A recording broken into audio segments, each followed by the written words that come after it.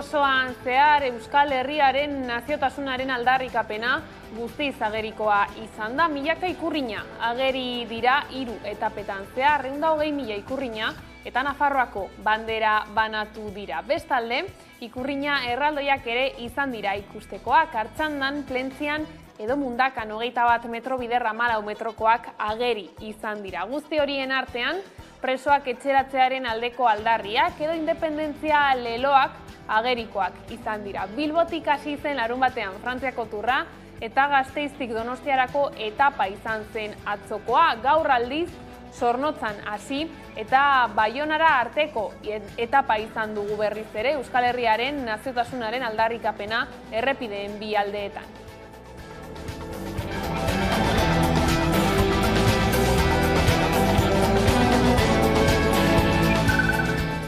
Arratsaldeon, turraren 3. etapa izan da gaurkoa Euskal Herrian. Gainera, ia Euskal Kostalde osoa zeharkatu du lasterketak, Zornotzatik abiatuz Baionara heltzeko. Jasper Philipsek izan da garaile gaurko etapan, 2. Phil Bauhazen izan da eta 3. Caleb Ewan. 193 kilometro batzen ditu 3. etapa honek, Euskal Herrian jokatuko den azkena izan delarik, arlo politikoan ere esanahi handikoa izan da. Euskal Herria zatitzen duen muga zeharkatu duelako tropelak, Baionako helmugarako bidean bertan, Irun eta Hendaia artean agerraldia iragarri du gure eskuk.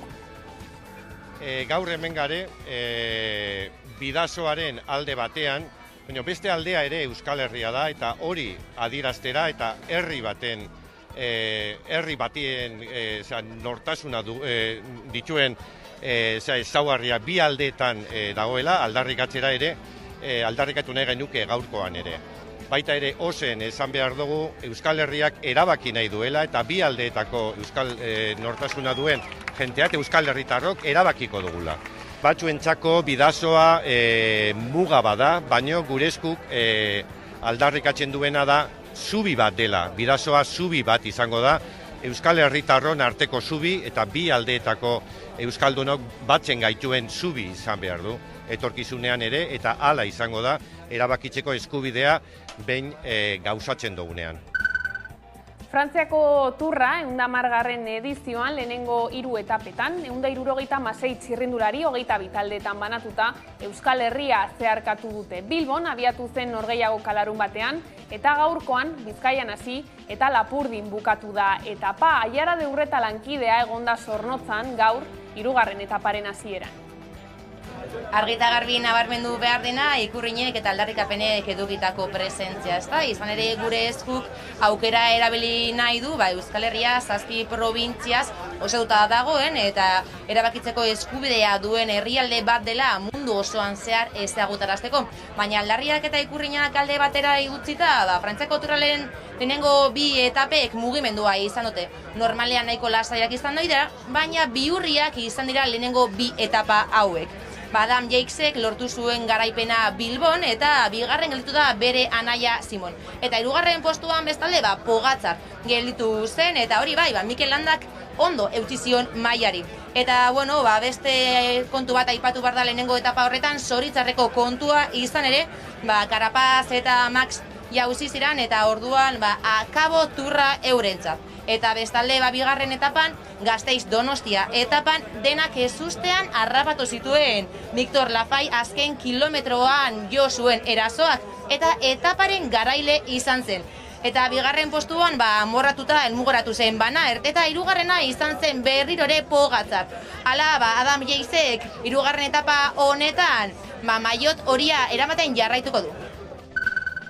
Gero agolduko diogu turraren nondik norakoei, lehenago baina baditugu jorratzeko beste gai batzuk. Politika arloan, agerraldia egin dute gaur goizean Gasteizko plaza berrian Joseba Sironek, Rozio Biterok eta Maialen Iriartek Kongresurako EH Bilduren hautagaiak. Aurten, Euskal Herria Bilduk izan duen gorakada nabarmendu dute eta uztailaren 23ko hauteskundei begira eskuinari aurre egiteko bidea direla azpimarratu dute. Momentu honetan, jada, begiratzen diogu begietara eskuinari. Eta gainera, askotan esaten dugun bezala, geu gara alternatiba bakarra, geu gara udal gobernu aurrerako eta ezkertiarra Iruña bultzatzeko aukera. Horrexegatik oso urduri daude. Ez, azken finean erakutsi dugu, erakutsi genuen, gobernatzeko beste modu bat badagoela, modu jatorra, modu zintzoa, eta gainera jendearen bizi modua hobetzen duena, eta ez norberaren patrikak besterik. Eta gainera badakitelako iristen garenean iritsiko garela bertan gelditzeko.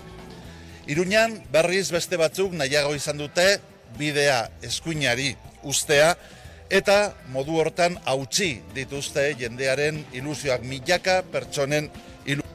Akats larria da egin dutena herri honentzat aulki batzun truke. Uztailaren 23an dena den berriz ere ozen entzungo dute herritarrek esan behar dutena, eta berriz ere oso argi geratuko da zein den herri honen lidergoa eramateko herritarrek hautatzen dutena.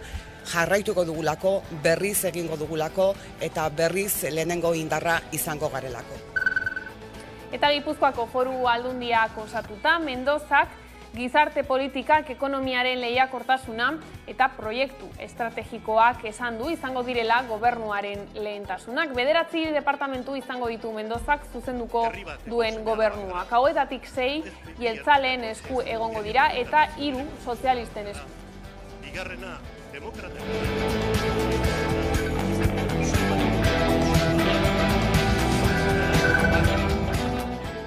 Araban bestalde bigarren itzulian eta gehiengo soilarekin aukeratu dute Ramiro González jeltzalea Arabako ahaldun nagusi. 24 batzarkiden babesa izan du bere taldeko 15enak eta PSeko 9enak. Gehiengo osotik 2 batzarkideren faltan. PPek zuri bozkatu du eta oposizio eraikitzailea agindu du. Gobernuari akordioetara eskua luzatuta. Elkarrekin Podemosen 3 batzarkidek eta Voxeko ordezkariak ere zuri bozkatu dute. 3. jarraian hartu du Gonzálezek Arabako aginte makila.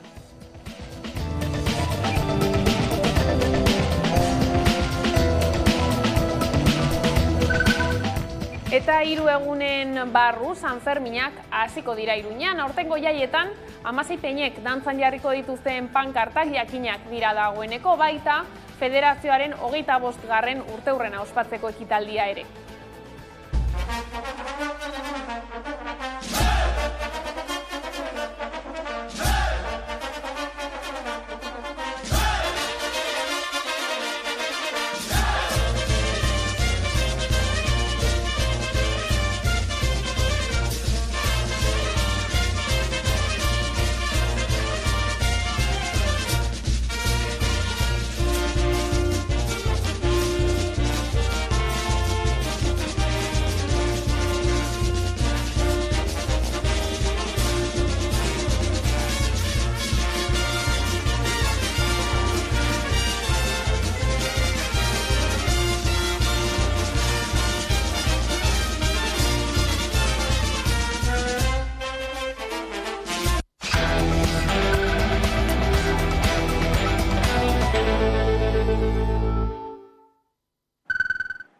Ongietorriak arratsaldean gaur albistegira. Frantziako turra 110. edizioan lehenengo 3 etapetan 176 txirrindulari 22 taldetan banatuta Euskal Herria zeharkatu du. Bilbon abiatu zen norgehiago kalarun batean eta gaurkoan Bizkaian hasi eta Lapurdin bukatu da etapa. Zaleekin izan gara gaur Zornotzan.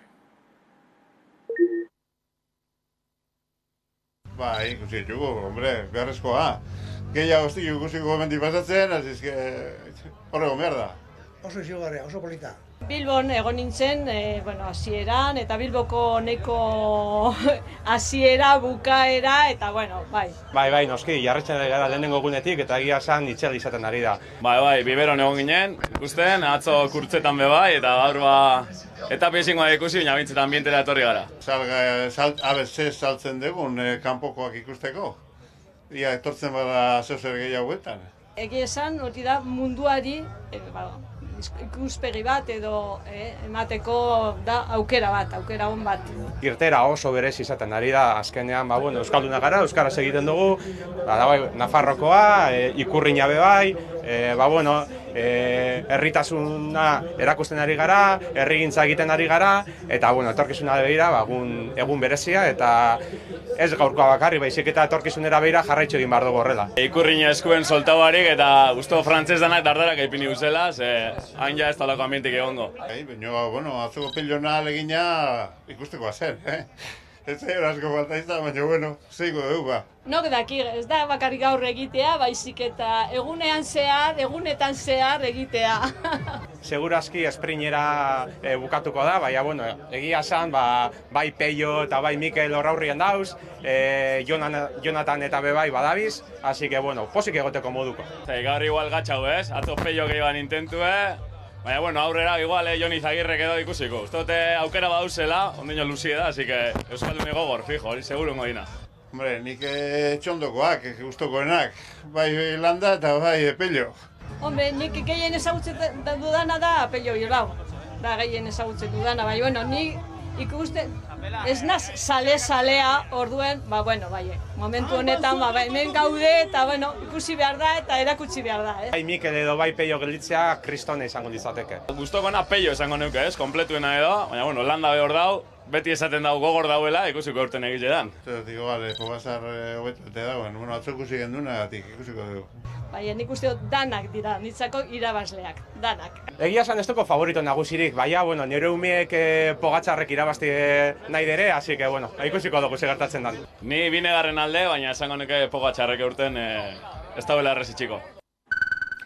Atzo Frantziako turraren bigarren etapa Gasteizen hasi zen eta Donostiara jo zuten txirrindulariek. Milaka gasteiztar eta arabar bildu dira Frantziako turrari harrera emateko. Arabako hiriburuan ere jaigiroa punta-puntakoa izan zen bertan, Euskal Herri osoan zehar bezalaxe turraren hori koloreaz gain Euskal aldarrikapen keinuak ere ikustekoak izan ziren.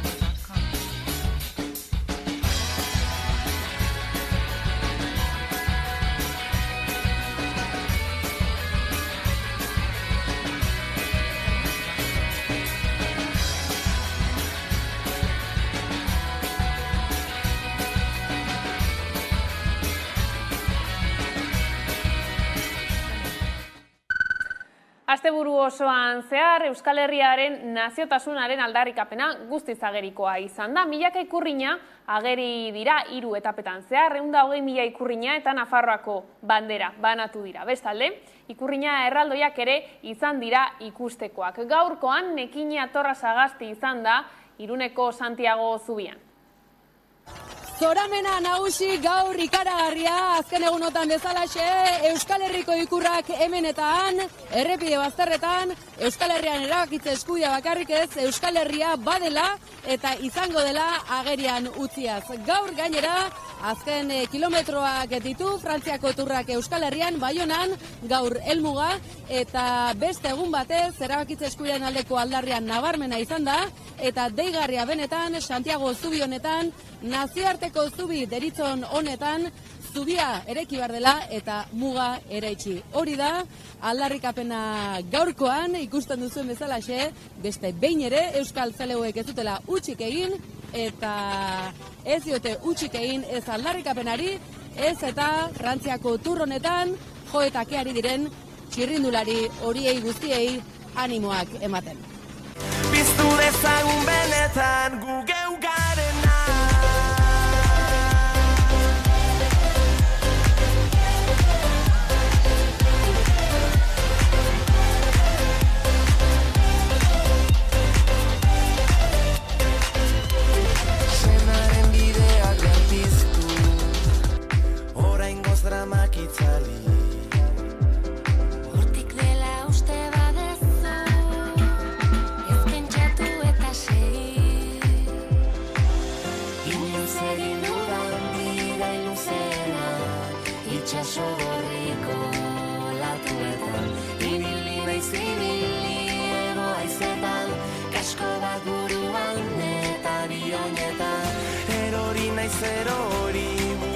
gaztetan, erantzunik gabeko barne bidaietan, baina gaur utziko ditut mamu ilunak, piztu dezagun benetan gu geu garena.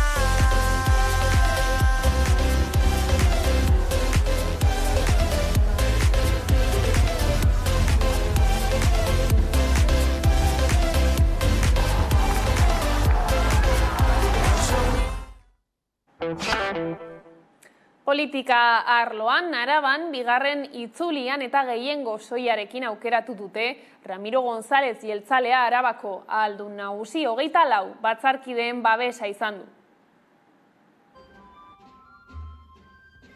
Ramiro González jeltzalea Arabako diputatu nagusia izango da 3. jarraian, 2015ko foru hauteskundeen ostetik izan da karguan. EAJ eta PSren arteko akordioari esker lortu du izendapena. Hala ere, oraingoan gehiengo zorik gabe.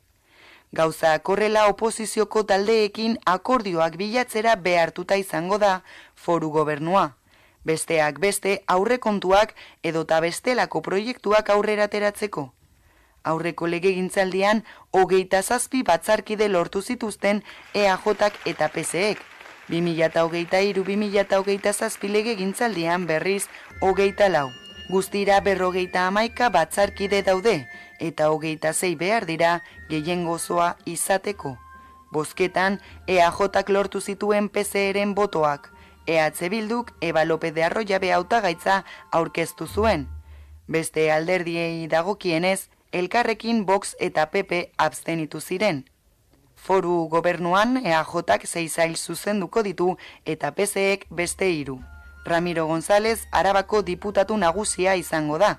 Cristina González lehen diputatu nagusi ordea eta enplegu merkataritza, turismo eta foru administrazio foru diputatua. Itziar Gonzalo, bigarren diputatu nagusi ordea eta ogasun finantza eta aurrekontuetako foru diputatua. Jone Berriozabal berdintasun euskara eta gobernantzako foru diputatua. Sarai Zarate ekonomiaren garapen eta berrikuntzako diputatua. Gorka Hurtaran gizarte politiketako foru diputatua. Anatz Gorrotzategi lurralde orekako eta lurralde antolaketako foru diputatua. Jon Nogales mugikortasun jasangarriaren eta bide azpiegituren foru diputatua, Amaia Barredo iraunkortasuneko, nekazaritzako eta natura inguruneko diputatua, eta Ana Delbal kultura eta kiroletako foru diputatua. Gauzak horrela astearte honetan izango da karguatzea.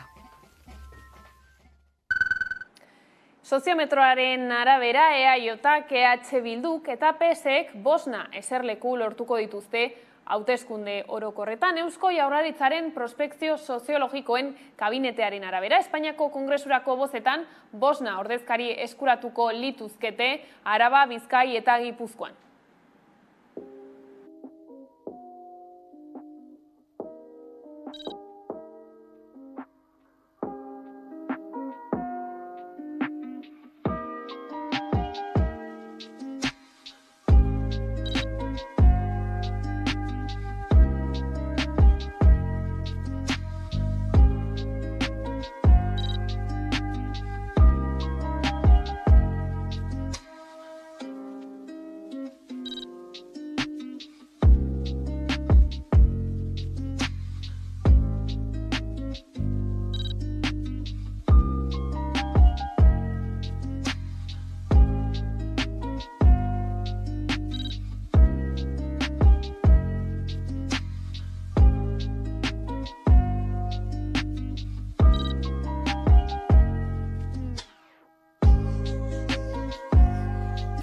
Que la foto final no está todavía. O sea, podemos ver algo, bueno, una serie de tendencias, pero desde luego las cosas se van a mover de aquí al 23 de julio y vamos a ver cómo sigue evolucionando esto. Yo creo que va a tener importancia en los siguientes días.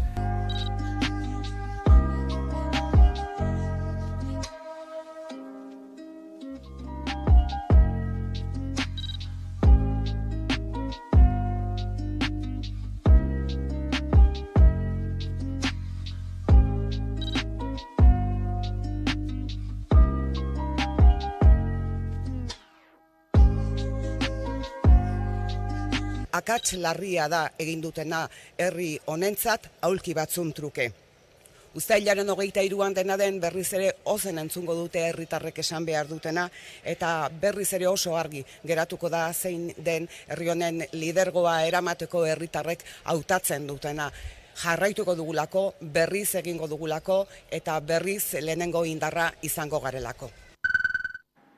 Eta musika izango da protagonista Germán Rodríguezen eta Joseba Barandiaranen omenaldian. Hilketen 45. urteurrena izango da aurtengoa. Espainiako poliziak hil zituen tiroz 1978. urtean. Omenaldia uztailaren 8an egingo dute.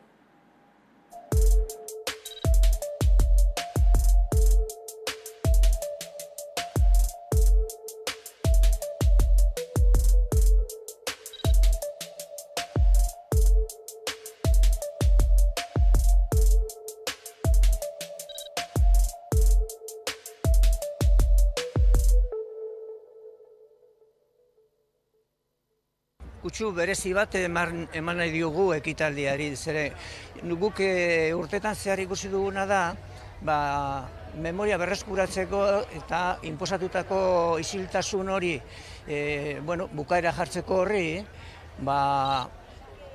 talde ezberdinak edo gizarte eremu ezberdinetatik ateratako mezuak ere agertu direla. Eta haien artean oso importantea, guretzat izan da, lehenengo momentutik musikariek egin dutena.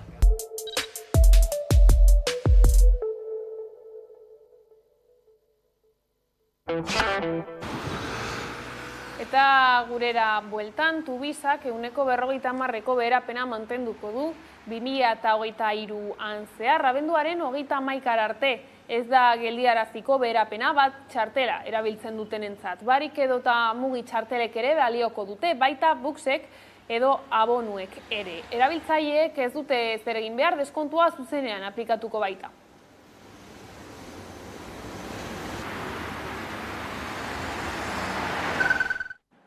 Azken egunek ez behar baten berri utzi digute, eren egun 47 urteko emakume bat hil zuten Iruñean. Anaiak tabernan goizeko 9 aldera gertatu zen. Iruñean emakumearen aurkako indarkeriaren epaitegiak behin-behinean espetxera bidali du, larun batean Ermitagaina auzoan gertatu zen hilketa matxistaren ustezko egilea.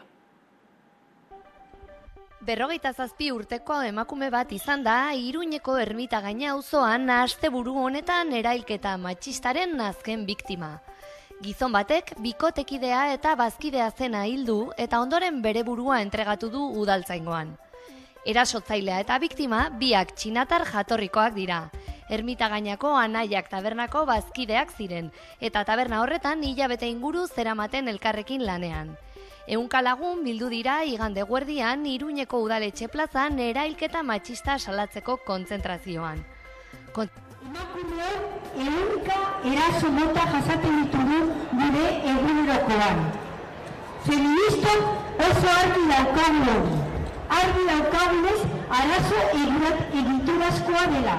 Sistema heteropatriarkalaren ondorioa. Eta ez dela etengo gizartea egituratzen duen matxismoarekin amaitu arte.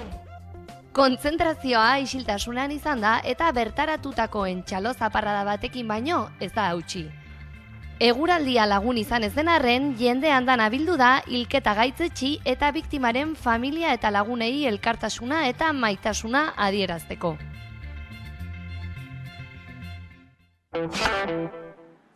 Bestalde, protestentzako tartea ere izan dugu asteburuan ikusi.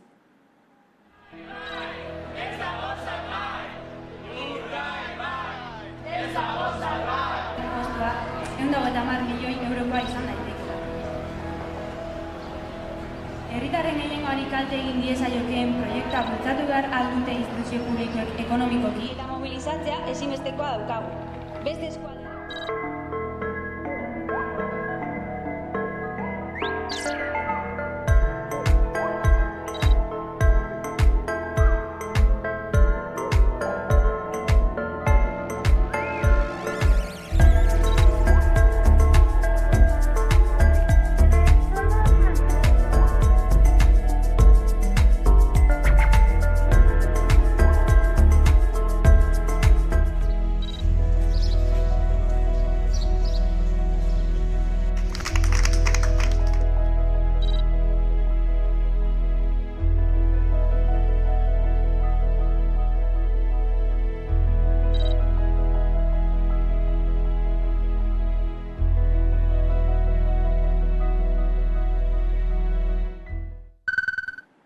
Ingurumenarekin jarraiki, uzta biltze garaia da eta Nafarroako nekazariak etengabe ari dira lanean uzta biltzeko makinak martxan jarrita.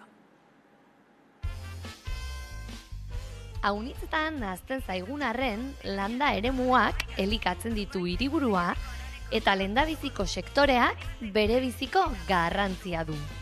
Orain, urtean ereindako hazien fruituak jasotzeko tenorea heldu da. Uzta biltze sasoi bete-betean dauden Nafarroako nekazariak. Eta uzta biltzeko makinak ezker eskuin ari dira lurralde osoko, pentze eta lursaietan etengabe lanean. Deierri Aranera heldu gara, Nafarroako erdikaldeko bihotzera. Nekazariek uzta nola jasotzen ari diren kuskuseatzera. Izan ere, udaberri hasiera nahiko lehorra izan bada ere, bigarren partea oso euritsua izan da, eta uzta erdipurdikoa izaten ari da. Uzta biltzea eguzkiaren argia probestuz egiten duten nekazariek. Goizeko ordu txikitan hasi eta eguzkia sartu arte, etenik gabeko lan jardun luzeekin. Izan ere, behin garia biltzen hasita, alik eta fiteskoen finitu behar dute bilketa. Garia ez dadin idortu eta lurrera erori. Bueno, hasi ginen ekainaren amaieran eta utzi behar genuen eurearen gatik. Eta ukatuko dugu dena ondo bada uztailaren azken egunetan edo horrela. Dena den, uzta biltzean atxeden txipi bat hartu dute asteburuan zenbait tokitan. Izan ere, azken egunetako euriteek eze utzi dutelako lurra. Oraindik ikusten deno berena dira eguzkiloreak. Zeren euri asko egin du orain ekainan, eta hauek behar dute ur gutxi, eta daude terrible, zeren garia dago pizka bat txikia, eta baina Uzta biltzea bukatzen denean ikusi beharko da ea udaberri aldrebes honek uzta txikitu ote duen ala ez.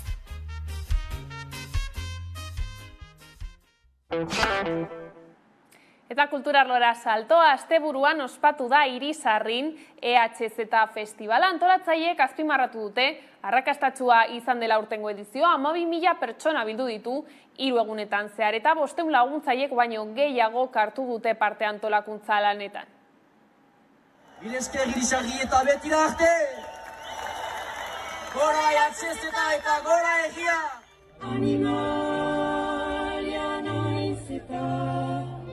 Eskola begia gugira, gugira, gugira.